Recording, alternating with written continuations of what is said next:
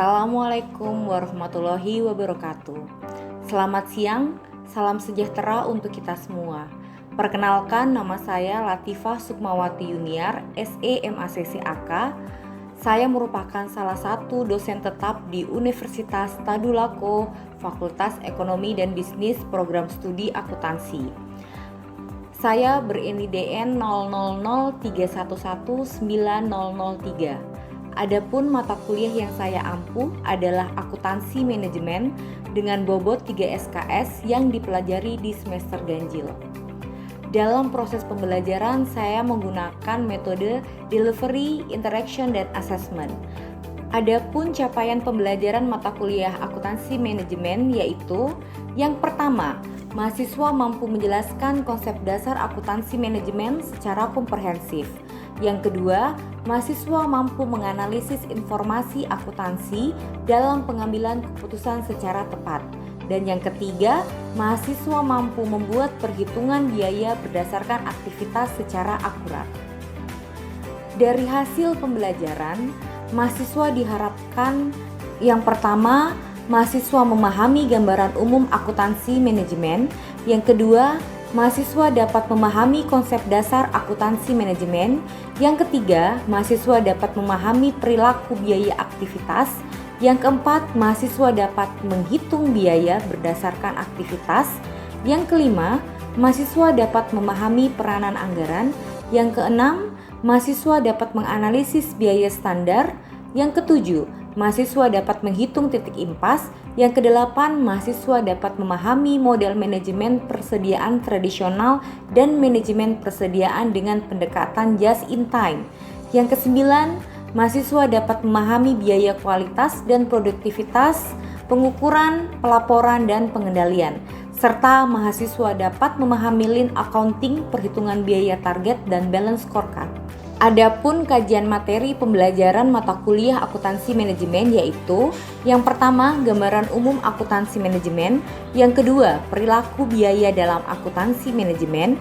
Yang ketiga, perilaku biaya berdasarkan aktivitas.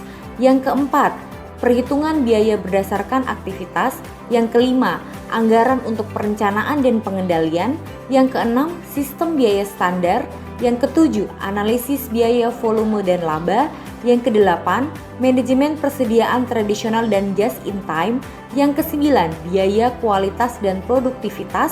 Dan yang kesepuluh adalah lean manufacturing, biaya lingkungan. Adapun sistem pembelajaran yang saya lakukan adalah yang pertama, dengan melakukan perkenalan membangun keakraban dosen dan mahasiswa. Yang kedua, saya melakukan brainstorming dengan harapan bisa menciptakan lingkungan yang kondusif, bebas, dan terbuka yang mendorong setiap mahasiswa untuk berperan aktif dalam pembelajaran. Dan yang ketiga, selanjutnya saya membahas kontrak perkuliahan yang mana ini adalah membuat kesepakatan bersama terkait proses perkuliahan berjalan termasuk topik pembelajaran dan tugas agar mendapat gambaran pelaksanaan perkuliahan selama 1 semester ke depan. Dalam diskusi, saya biasanya memotivasi mereka untuk belajar lebih fokus dan lebih giat dan lebih serius. Selanjutnya, saya akan mencoba mengetahui pemahaman masing-masing mahasiswa terkait proses pembelajaran melalui tugas, kuis, dan presentasi. Itulah gambaran dari pembelajaran mata kuliah akuntansi manajemen. Adapun rujukan pembelajaran sebagai bentuk strategi delivery proses penyampaian materi ke mahasiswa dengan menggunakan beberapa strategi, yaitu menggunakan beberapa textbooks dan juga artikel terkait yang dihasilkan oleh dosen pengampu mata kuliah akuntansi manajemen, dan buku textbook yang dipakai diantaranya adalah buku Hansen dan Mowen tentang managerial accounting penerbit Salemba 4. Selain buku textbook, digunakan juga berbagai artikel dari dosen-dosen konsentrasi akuntansi manajemen yang menghasilkan penelitian yang telah dipublikasi dalam artikel yang pokok bahasanya berkaitan dengan pokok bahasan dalam mata kuliah akuntansi manajemen. Kemudian, media online digunakan untuk mencari topik yang menarik untuk dijadikan bahan diskusi terkait materi perkuliahan. Biasanya di awal pertemuan dilakukan review pembelajaran yang mana fungsinya untuk mengingat kembali materi-materi pembelajaran sebelumnya dan akan dilanjutkan dengan materi yang akan datang. Strategi kedua adalah dengan case method dan collaborate learning dengan memberikan contoh kasus secara berkolaborasi terkait dengan masalah belajar serta pemberian kuis yang dapat didiskusikan agar mahasiswa lebih semangat dan semakin termotivasi dalam mempelajari materi pembelajaran. Selanjutnya, dalam perkuliahan saya juga menggunakan saluran komunikasi yang saya gunakan. Yang pertama, menggunakan grup WhatsApp. Hal ini dilakukan untuk berinteraksi langsung dengan mahasiswa dalam menjelaskan hal-hal yang terkait dalam pembelajaran atau terkait kendala-kendala selama proses perkuliahan. Pelaksanaan asesmen dalam pembelajaran. Dalam proses ini bagaimana cara saya melakukan evaluasi penilaian terhadap mahasiswa. Di awal pertemuan saya menjelaskan bobot penilaian dari mata kuliah ini, yaitu ujian akhir semester berbobot 35%, ujian tengah semester 25%, tugas 20% dan keaktifan mahasiswa 20%. Selanjutnya, saya akan menampilkan proses pembelajaran saya di kelas dengan mata kuliah akuntansi manajemen secara tatap muka. Selamat menyaksikan. Terima kasih. Bismillahirrahmanirrahim. Assalamualaikum warahmatullahi wabarakatuh. Waalaikumsalam warahmatullahi wabarakatuh. Ya, bagaimana kabar kalian hari ini? Baik. Oke. Terima kasih untuk kalian yang sudah hadir hari ini. Hari ini kita memasuki minggu ketiga ya. Kalau minggu kemarin kita sudah membahas tentang konsep dasar akuntansi manajemen. Apa sih bedanya akuntansi manajemen dan akuntansi keuangan? Nah, di minggu ini kita akan membahas tentang perilaku biaya aktivitas. Oke? Nah, tapi sebelum Ibu memulai materi pada minggu ini, kita akan mengulas sedikit tentang materi yang telah kita lewati minggu kemarin. Oke? Mungkin Ibu akan memberikan pertanyaan kecil dulu ke kalian. Siapa di sini yang tahu bedanya akuntansi manajemen dan juga akuntansi keuangan? Oke, silakan Anda. Baik, terima kasih atas kesempatannya, Bu. Jadi menurut saya yang saya pahami bahwasanya akuntansi keuangan itu dia pelaporannya itu secara eksternal, sedangkan akuntansi manajemen pelaporannya secara internal, dan kemudian akuntansi keuangan itu sudah ada peraturannya di dalam SAK, sedangkan akuntansi manajemen itu dia memiliki peraturan tergantung dalam organisasi atau perusahaannya. Mungkin itu yang bisa saya jelaskan. Terima kasih Nanda, jadi sudah jelas ya tadi ya. Seharap kalian juga semuanya sudah paham apa beda dari akuntansi keuangan dan juga akuntansi manajemen.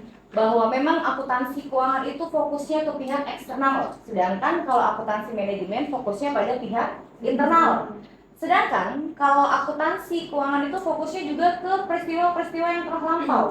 Oke, peristiwa yang histori yang sudah terjadi di masa yang kita sudah lewati. Sedangkan kalau akuntansi manajemen, dia fokusnya untuk laporan ke depannya perusahaan ini mau bagaimana. Oke? Dan tidak ada aturan yang mengikat di akuntansi manajemen, sedangkan kalau akuntansi keuangan ada laporan yang mengikat, yaitu apa? Standar akuntansi keuangan. Oke. Mungkin tadi ya sudah ya kita sedikit mengulik tentang materi yang telah kita lewati. Mungkin sekarang kita masuk ke materi inti pada minggu ini, yaitu tentang perilaku biaya aktivitas.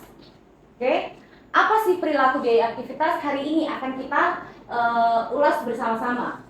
Mungkin di sini kita awali dengan konsep dasar perilaku biaya aktivitas. Apa sih itu biaya aktivitas? Oke.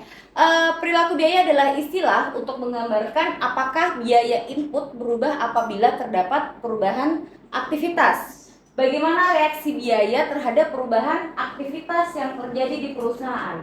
Jadi intinya begini, kita akan melihat bahwa kalau aktivitasnya perusahaan itu berubah, kira-kira biayanya berubah atau tidak. Oke? Kita akan melihat bahwa kira-kira kalau jumlah produksinya itu bertambah, apakah biayanya sama saja atau akan bertambah juga? Oke, di sini kita akan melihat bagaimana reaksi biaya itu terhadap perubahan aktivitas yang terjadi di sebuah perusahaan. Oke? Nah, ini dia kita masuk kepada klasifikasi biaya berdasarkan perilaku. Yang pertama ada biaya tetap, yang kedua ada biaya variabel, dan yang ketiga ada biaya semi variabel. Nah, apa sih masing-masing dari biaya tetap, biaya variabel, dan juga biaya semi variabel? Oke, kalau biaya tetap adalah biaya yang jumlahnya akan tetap sama berapapun tingkat aktivitasnya. Bagaimanapun aktivitas perusahaan itu terjadi, apakah dia meningkat ataukah dia menurun, jumlah biayanya akan tetap sama.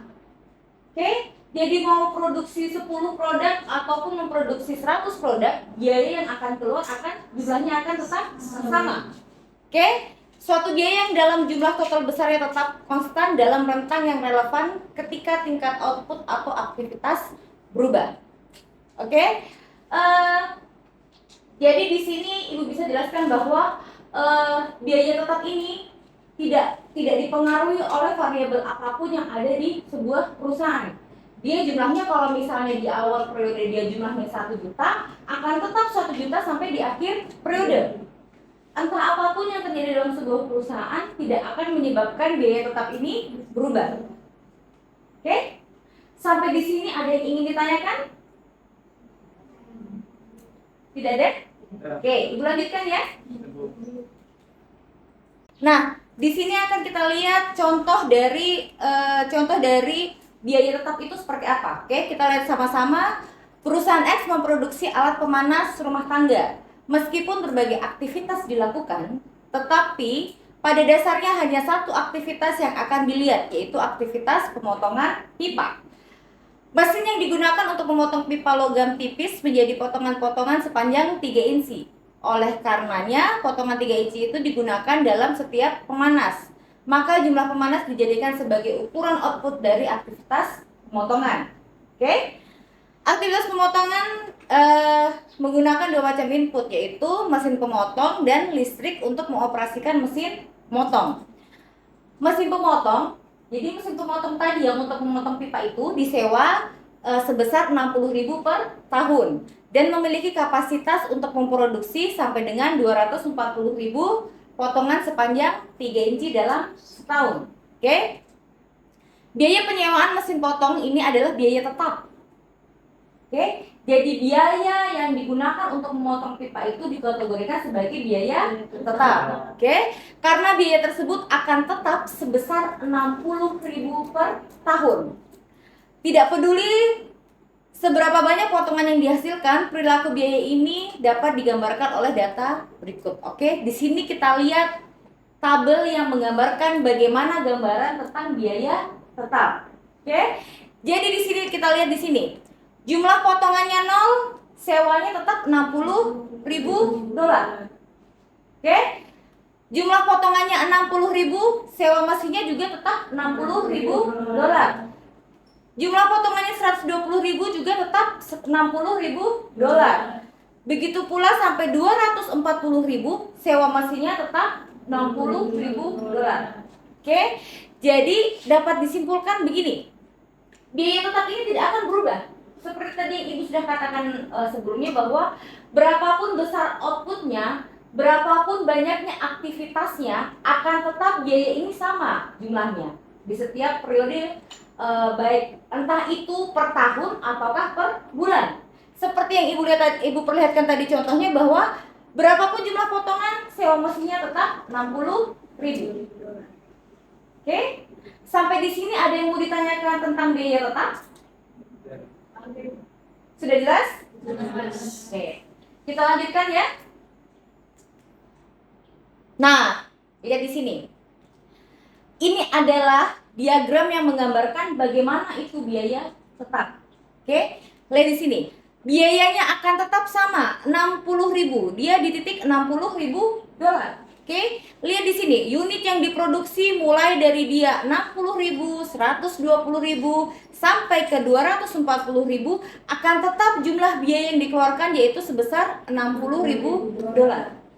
Jadi bentuk diagramnya akan seperti ini, akan lurus. Tidak akan ada peningkatan ataukah penurunan. Akan tetap lurus seperti ini. Oke? Jadi salah satu contohnya adalah biaya sewa ya. Oke, yang biasanya juga contoh lain dari biaya tetap ini adalah biaya gaji direksi. Oke, kenapa dia akan cenderung tetap? Karena biaya gaji direksi itu berapapun jumlah produksi akan sama. Beda halnya nanti dengan biaya misalnya buruh pabrik.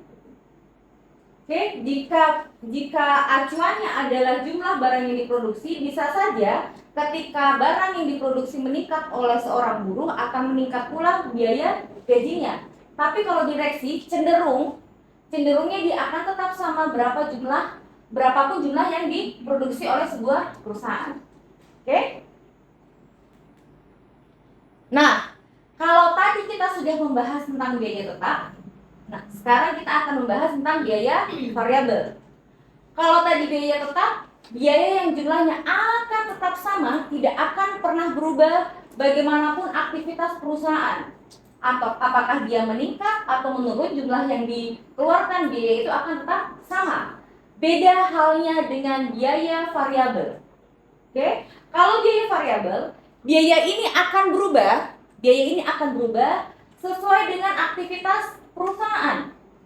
Kalau misalnya di awal diproduksi 1.000 produk, mungkin pengeluarannya biaya variabelnya akan 1 juta.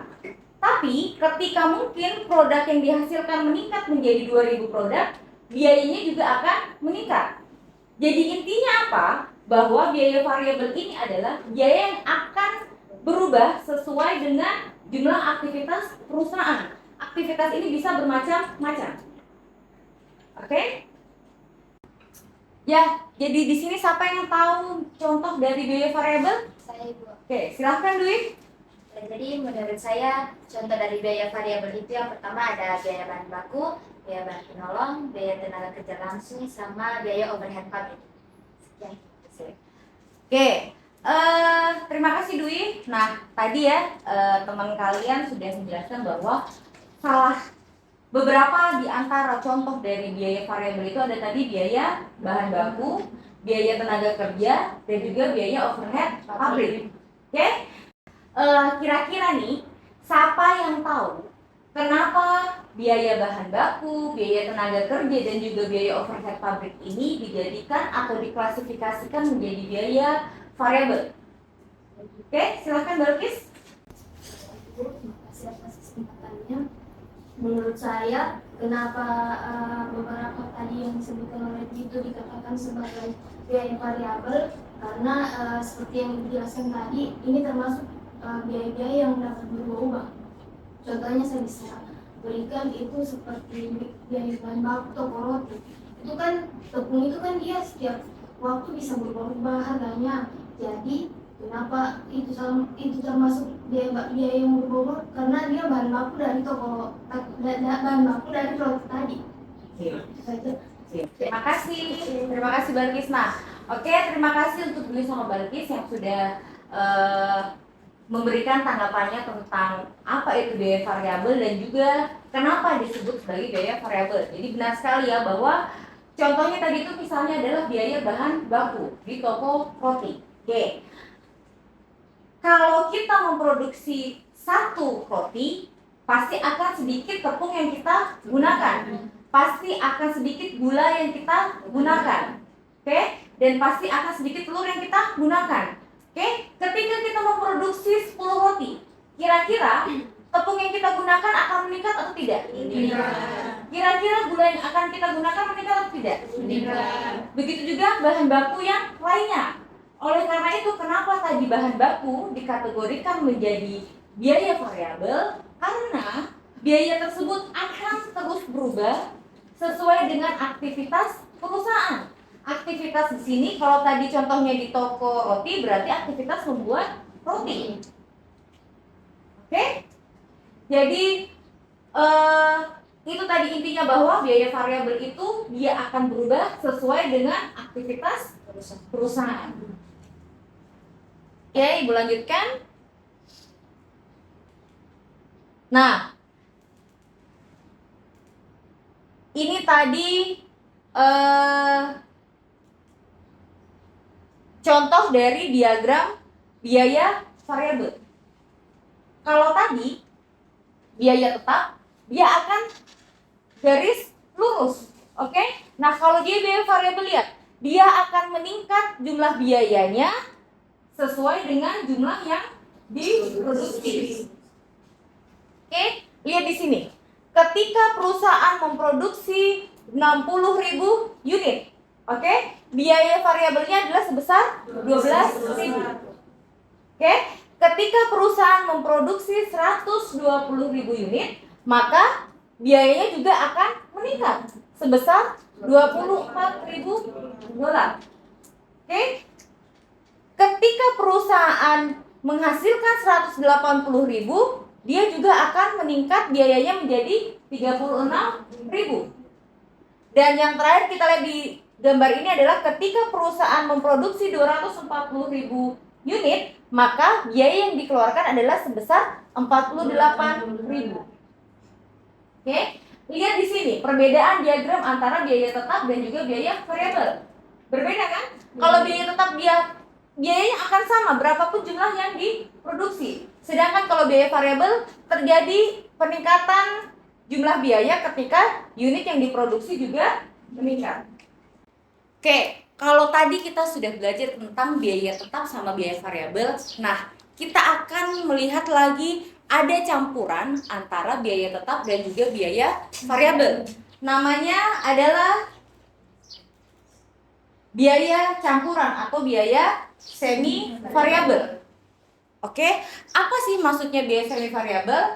Suatu biaya yang memiliki komponen biaya tetap dan juga biaya variabel. Oke.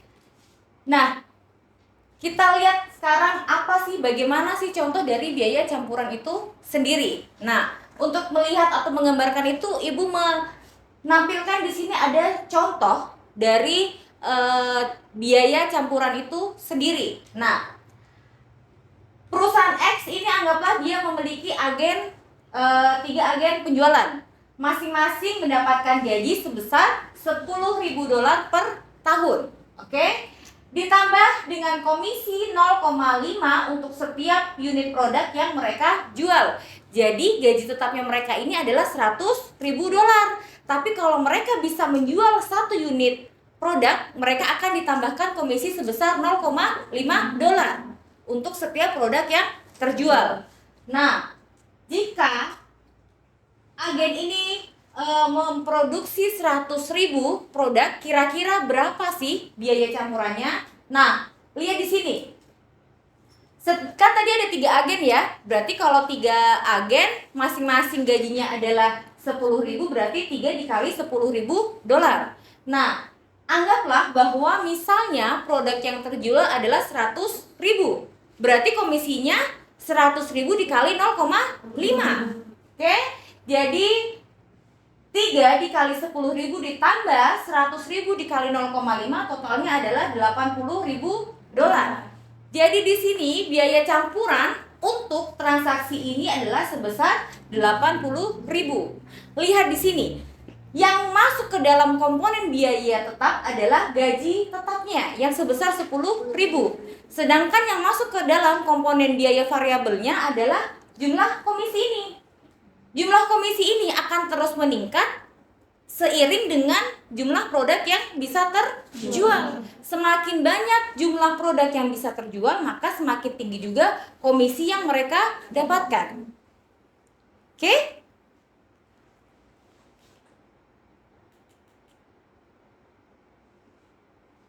Oke. Sampai di sini ada yang mau ditanyakan? Sampai di sini ada yang mau ditanyakan? Apakah semua sudah jelas? Jelas. Oke. Untuk mereview kembali, untuk menambah pemahaman kalian, Ibu sudah mengupload tugas yang berhubungan dengan perilaku biaya ini di LMS. Silahkan kalian mengakses tugas tersebut di LMS dan kalian harus selesaikan tugas tersebut sesuai tanggal yang sudah Ibu terakan di LMS itu ya. Jadi sebelum deadline tanggal pengajuan terakhir, Ibu harap kalian sudah mengisi atau mengumpulkan tugas yang Ibu berikan. Oke? Jadi inti dari pertemuan kita hari ini, kita sudah tahu bahwa biaya itu bermacam-macam. Untuk hari ini kita mempelajari ada 3 jenis biaya, yaitu biaya tetap, biaya variabel, dan juga biaya campuran. Di mana biaya campuran ini ada unsur biaya tetapnya dan juga biaya variabelnya. Oke? Sebelum Ibu mengakhiri kelas, Ibu akan absen kalian dulu ya. Silahkan didengarkan namanya masing-masing. Oke, Ibu akan absen kalian ya sebelum kelas kita akhiri. Tolong didengarkan namanya. Selvi, Hadir Ibu. Dwi Siti Sarifah, Hadir Ibu. Riza Amalia, Hadir Ibu. Ramla, Hadir. Aldi, Hadir. Muhammad Agil, Hadir. Yunita Angelika. Hadir Ibu. Demikian ya, tadi Ibu sudah absen juga, Ibu sudah jelaskan materi dan juga tugas untuk minggu depan. Silahkan dicek LMS-nya, dilihat lagi juga apa-apa yang kalian belum pahami, mungkin kita bisa bahas lagi untuk minggu depan. Terima kasih untuk yang sudah hadir hari ini, terima kasih sudah berpartisipasi di kelas ini. Insya Allah kita ketemu lagi minggu depan ya. Ibu akhiri kelas hari ini. Assalamualaikum warahmatullahi wabarakatuh. Waalaikumsalam warahmatullahi wabarakatuh.